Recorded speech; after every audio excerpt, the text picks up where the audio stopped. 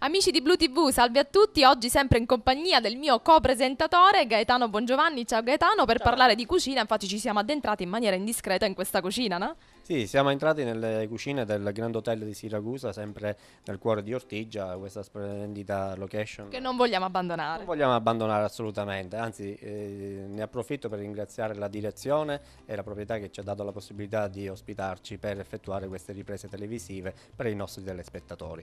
E inoltre siamo anche presenti con un mio carissimo collega di lavoro che è Roberto Donzella, che insegna all'Istituto Professionale Alberghiero di Siracusa, un grande professionista del settore. Che vogliamo subito conoscere, quindi. Ciao Roberto, oggi di cosa parliamo? Parliamo di pesce abbinato alle verdure, quindi questo matrimonio tra mare e terra. Pesce bandiera, chiamato anche in siracusano spatola, no? Un pesce che ha altri, come dire, attributi che sono quelli dello spazzino del mare, in quanto si nutre un po' di quelle che sono, come dire, tutto ciò che incontrano sul mare, il mare. Alcuni accorgimenti proprio nella preparazione di questo, nel trattare questo pesce nello specifico, è quello di necessariamente deve essere servito cotto. Cotto in quanto non può essere servito crudo, in quanto contiene dei parassiti che è l'anisakis per intenderci. Necessariamente abbiamo bisogno del calore per distruggere tali parassiti, per essere, come dire, utilizzato in cucina. La morte della spatola a Siracusa è quella di farla fritta, no? Però io in questo frangente, vuol dire, la sto riproponendo in una totale vuol dire, chiave moderna, un po' quella che è, cercando un po' di abbinare quelle che sono le esigenze della clientela e un po' di estro, un po' di fantasia che non guasta mai Non deve mancare non mai. deve mancare mai. Allora, parliamo della Non preparazione, è altro quindi. che quindi la spatola nello specifico viene sfilettata totalmente, privata di questi parassiti con l'ausilio di coltelli specifici, dopodiché viene intrecciata, si fanno dei cordoni, viene intrecciata e viene poi collocata, utilizza una cottura al vapore per risaltarne quelle che sono proprio la caratteristica che è molto carnosa da questo punto di vista, quindi è bene che si utilizzi una cottura molto come dire, violenta ma allo stesso tempo molto dolce, in maniera tale proprio da risaltare questi gusti. E viene accompagnato affinché diventi un piatto, come dire, quasi completo da una sorta di caponata, un po' come dire, rivisitata nello specifico perché si utilizza la cottura al salto, in questo caso, utilizzando chiaramente le verdure che ci offre chiaramente la stagione. In questo caso specifico ho utilizzato le melenzane, le zucchine e carote, peperoni rossi, gialli, così via, per creare anche l'effetto cromatico, arricchite poi con menta, basilico, pinoli e mandorle affettate, il tutto chiaramente aromatizzato e condito con il classico agrodolce. Ecco perché prende un nome improprio, caponata, ma non è una caponata classica, è una caponata molto light, un po' più leggera, perché le verdure rimangono croccanti, mi piace far sentire proprio la croccantezza delle verdure e allo stesso tempo di mantenere il più possibile i colori vivi, brillanti, in maniera tale che l'impatto col cliente deve essere come dire, A livello visivo ci vuole sicuramente un è tocco in più. è d'obbligo, Senti, quasi e d'obbligo. invece questi fiori che vediamo qui appoggiati? In questo periodo la natura ci offre la borragine. La borragine, questo non sono altro che dei fiori, i quali vengono, come dire, prelevati e mi serviranno soltanto come per proprio puntualizzare sull'aspetto visivo, quindi giocare sull'effetto cromatico affinché il piatto, vuol dire, venga apprezzato in toto da parte del cliente. Tutto il resto è soltanto da decoro, ma principalmente il piatto è composto dalla spatola e dalla caponata. Benissimo, molto esaustivo. Gaetano, tu vuoi aggiungere qualcosa? Sì, volevo aggiungere appunto che è un piacere ascoltare Roberto nella spiegazione della preparazione del piatto.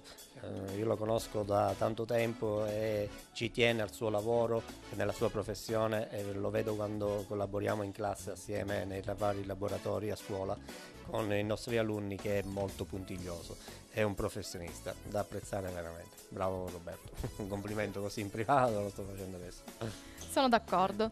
Benissimo, abbiamo ascoltato quindi gli ingredienti, adesso cosa andremo a fare? Andremo direttamente a cuocere utilizzando il sistema, come dicevo poc'anzi, il sistema di cottura del vapore, affinché, come dire, basteranno pochissimi minuti che ci permetteranno di distruggere questo parassita in questo caso e servirlo direttamente accompagnandolo con la caponata. Mi accingo a mettere in Andiamo, ti seguiamo. Grazie.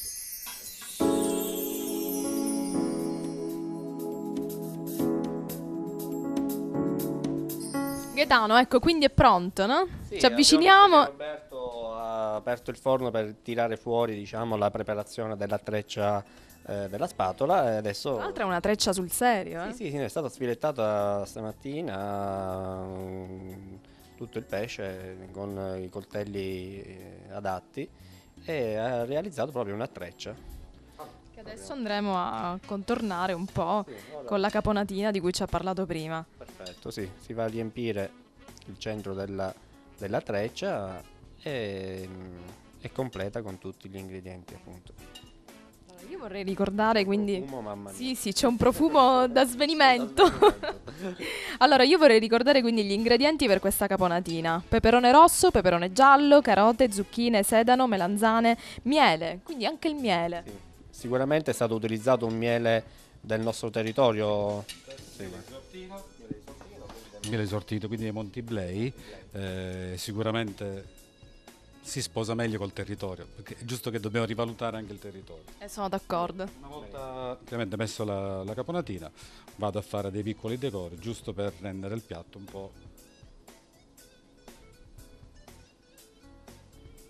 Il tocco del professionista, ci vuole, perché anche la parte visiva nei piatti, nella presentazione, ha la sua importanza, oltre al gusto. Quindi quello che sta andando a mettere sono dei fiori di borragine, che servono Una miscela di colori. di colori. Sì, guarda che... Cosa manca? Completo? Perfetto, il piatto è pronto, e quindi per i nostri telespettatori... Solleviamolo un po' così lo facciamo guardare anche ai nostri telespettatori. Bellissimo. Bellissimo. Allora, ricordiamo: pesce bandiera, sale grosso, finocchietto selvatico, pepe nero. Dimentico qualcosa? No.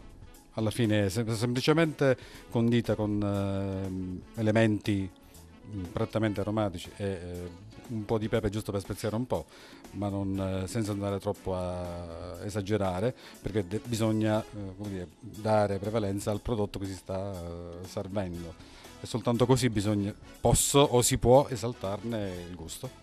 Benissimo, grazie Roberto. Allora Gaetano, sì, ma sarà anche nostro dovere quindi assaggiare questa volta. Gaetano, sì. Nadia, che c'è sempre la possibilità di visionare la ricetta che ha proposto oggi il nostro amico Roberto, e direttamente anche sul canale tematico Mangiare Bene non solo di YouTube, oltre che nella nostra trasmissione che va in onda sui canali. Lo lascio dire a te. Sì, certamente seguiteci sempre, canale 98 digitale terrestre in tutta la Sicilia. Arrivederci.